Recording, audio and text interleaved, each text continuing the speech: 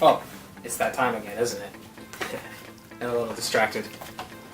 Hello all, it's TerraZone Zero here once again with another episode of TerraTalk. This week's topic will be dealing with the fact that video games are actually inspiring.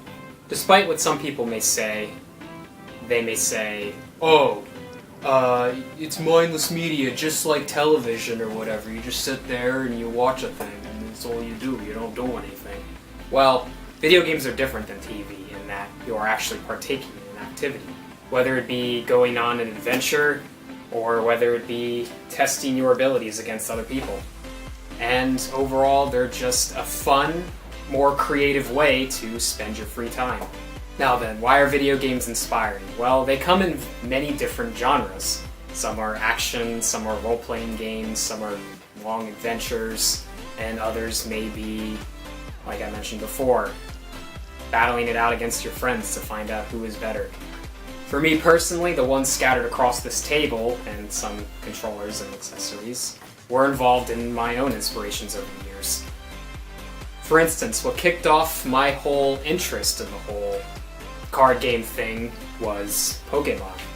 It was the first case that I ever came across where there were collectible creatures, and the fact that they came in all different shapes and sizes and they had all sorts of elemental powers was really fascinating to me as a kid. And the whole collecting them all, which later got me into Yugioh, which was where the card game interest started up. Because of Yugioh, I even went the route of creating my own card game, so I owe a lot to it. Meanwhile, in other cases, like Kirby 64, that have nothing to do with collectible monsters or anything of the sort, it was just a simple joy to play, and all the characters in this game, along with the visuals, were just appealing to me.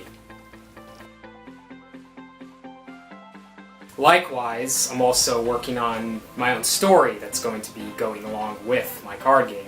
And a big helper for that was Tales of Symphonia, which really opened up my world in terms of how things aren't so black and white, and villains versus heroes, and further elemental powers and such, which just further fueled me. In addition to that, there were also the idea of plot twists that were introduced throughout the game that made me want to create crazy plot twists of my own. And even in some cases, games that are even less related to what I do, there were even just a few characters that I ran into that really inspired me, and I ended up creating my own original variant of said characters for my own franchise. So yeah, on the table is just a brief little summary of all the little things that inspired me over the years. And as I continue forward and keep working on TerraZone, I'm only going to find more things that are going to inspire me, along with some of the old stuff that will forever be within my heart. Now, as far as other people going around and saying, hey, you know, video games are just mindless entertainment, they're just a waste of time, yada yada yada, people don't realize how much video games have evolved over the years. Yeah, originally it started off like pixels on a screen, and there wasn't really anything much aside from that. But they've evolved beyond that. There's a lot of visual art in these games, a whole bunch of different styles and adventures and cinematic scenes even nowadays. Video games are almost like their own movies now, especially the RPG type right here. So overall, don't listen to what people say when they say, oh, video games are just stupid and they don't, you know, this and that. If it wasn't for video games and media like this, I wouldn't be doing what I'm doing today. Or at least I wouldn't have nearly as many inspirations that I do.